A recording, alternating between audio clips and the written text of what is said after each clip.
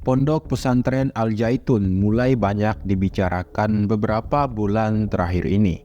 Salah satunya yang krusial adalah penyelenggaraan sholat Idnya beberapa waktu yang lalu. Pondok ini mencampur antara laki-laki dan perempuan dalam satu saf. Tidak sampai di situ, kontroversi kemudian berlanjut ketika ceramah pimpinan Pondok Pesantren Al Zaitun, yakni Panji Gumilang, yang menyebut kalau dirinya bermazhab Soekarno. Selain itu, para jamaah pondok juga sering menyanyikan lagu-lagu Yahudi. Beberapa tahun terakhir, pesantren ini juga diduga berafiliasi dengan Negara Islam Indonesia atau NII. Pertanyaannya adalah mengapa begitu banyak kontroversi yang muncul dari Pondok Pesantren Al Zaitun? Siapa saja tokoh-tokoh yang terlibat dan mengapa hingga saat ini pondok pesantren tersebut tidak kunjung dibubarkan oleh pemerintah?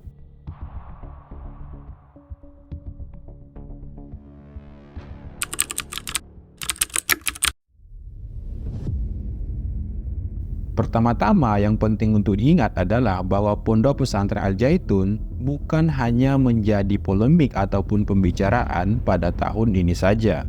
Akan tetapi pondok tersebut sudah dibicarakan karena kontroversinya sejak puluhan tahun yang lalu.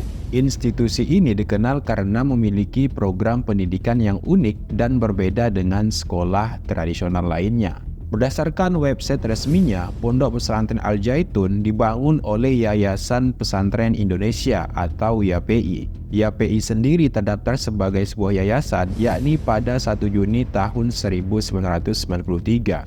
Kemudian pendirian bangunan Al Zaitun baru dimulai yakni pada 13 Agustus tahun 1996. Pondok pesantren yang dibangun di atas 1.200 hektar lahan ini memulai proses belajar mengajarnya pada tanggal 1 Juli tahun 1999. Peresmian Pondok Al Zaitun dilakukan oleh Presiden Republik Indonesia saat itu yakni B.J. Habibie pada 27 Agustus tahun 1999.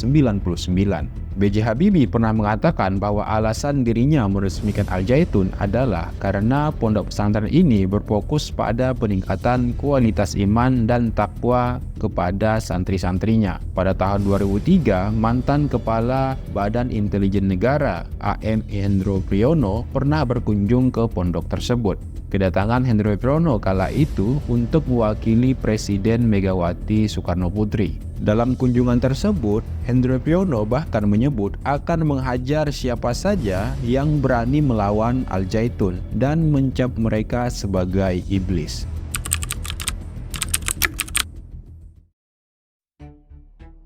Sarno Hanifudin dalam tulisannya yang berjudul Gagasan dan Manifestasi Modernisasi Pesantren AS Panji Gumilang di Ma'had Al Zaitun menjelaskan bahwa Abdussalam Panji Gumilang adalah tokoh sentral Al Zaitun. Panji Gumilang pernah aktif sebagai anggota Gerakan Pemuda Islam dan GPI Cabang Menes. Dirinya juga pernah menimba ilmu di Pondok Pesantren Gontor dan melanjutkan ke IAIN Syarif Hidayatullah Jakarta. Panji Gumilang juga pernah aktif sebagai kader dari Himpunan Mahasiswa Islam atau HMI.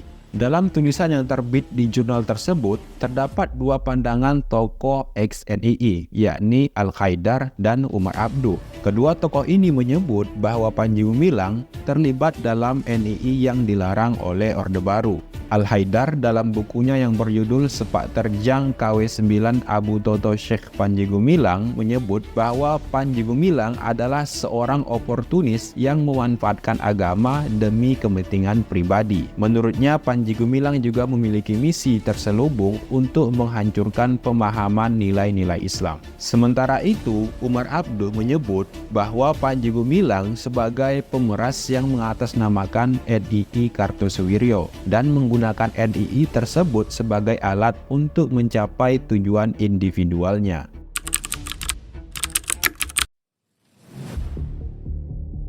Sejak 20 tahun terakhir, Al Zaitun banyak mendapat tuduhan. Pada tahun 2002, Al Zaitun pernah dianggap sebagai sarang dari NII. Hal ini berdasarkan pada laporan 20 orang tua santri yang melihat kelakuan anak mereka yang sangat tidak wajar. Tuduhan ini juga diperkuat dengan adanya keterlibatan Al Zaitun dengan NII.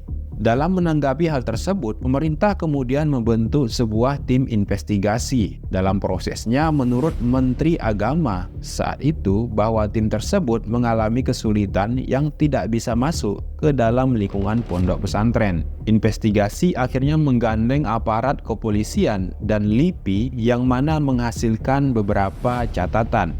Catatan pertama menyebutkan bahwa NII Komandemen Wilayah 9 sebagai gerakan sempalan NII dipimpin oleh Panji Gumilang yang merupakan pendiri Pondok Pesantren Al-Zaitun.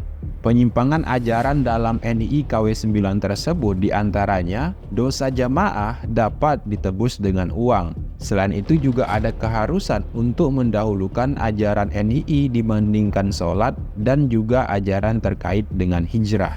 Akan tetapi, meskipun terjadi penyimpangan dalam NII KW 9, hal ini menurut mereka tidak berpengaruh dalam kurikulum yang diajarkan di Pondok Pesantren Al-Zaitun. Walaupun demikian, para peneliti mencurigai adanya kurikulum dan perekrutan NII yang dilakukan secara tersembunyi. Catatan ketiga menyebut bahwa ada hubungan signifikan antara gerakan NII KW 9 dengan pondok pesantren di luar kegiatan pesantren. Hubungan itu terlihat dalam 3 aspek, yakni kepemimpinan, aliran dana, dan juga hubungan historis. Akan tetapi sayangnya, investigasi yang dilakukan pada tahun 2002 itu tidak menghasilkan tindakan tegas dari pemerintah sehingga Al-Zaitun tetap bisa beroperasi sampai sekarang. Pada tahun 2011, tuduhan terhadap Al-Zaitun sebagai markas NII KW 9 kembali mengemuka di masyarakat. Menteri Agama saat itu yakni Surya Dharma Ali sampai harus mengunjungi pondok pesantren Al-Zaitun. Namun, kunjungan tersebut justru membuat Surya Dharma Ali jatuh cinta pada pondok pesantren ini. Ia juga mengatakan bahwa tidak ada kegiatan yang radikal dan mencurigakan di pondok pesantren tersebut. Sehingga kunjungan tersebut akhirnya justru menjadi jalan untuk membersihkan citra negatif yang ada di pondok pesantren tersebut. Belakangan baru diketahui bahwa Surya Dharma Ali yang Menteri Agama saat itu adalah teman dari Panji Gumilang saat mereka sama-sama mondok di pondok pesantren Gontor yang ada di Jawa Timur.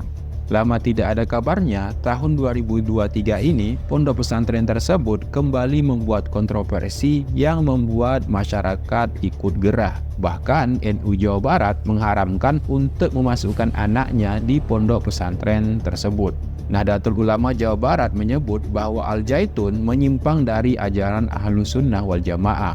Menurut NU Jawa Barat, penafsiran Al-Quran yang dilakukan di Al-Zaitun tidak memenuhi standar ilmiah sebagaimana dalam kajian ilmu tafsir. Kontroversi Al-Zaitun akhirnya membuat banyak masyarakat gerah yang kemudian melakukan unjuk rasa pada 15 Juni 2023 lalu. Mereka mendatangi pondok yang kemudian dihadapi oleh massa pendukung pondok pesantren. Bahkan pendukung pondok pesantren tersebut menyanyikan lagu Salam Yahudi secara serentak untuk menyambut para pengunjuk rasa yang menolak kehadiran pondok tersebut. Banyaknya kontroversi ajaran pondok pesantren Al-Zaitun membuat orang bertanya-tanya, kenapa hingga saat ini Al-Zaitun tidak dibubarkan? Sebenarnya dalam kasus ini, baru beberapa hari terakhir ini pemerintah menerjunkan tim investigasi. Dalam tim tersebut terdapat TNI, Polri, MUI, hingga ormas Islam lainnya. Juru bicara Kementerian Agama yakni Anna Hasmi mengatakan bahwa pondok pesantren Al-Zaitun dapat dicabut izin operasionalnya jika terbukti menyebarkan ajaran menyesatkan.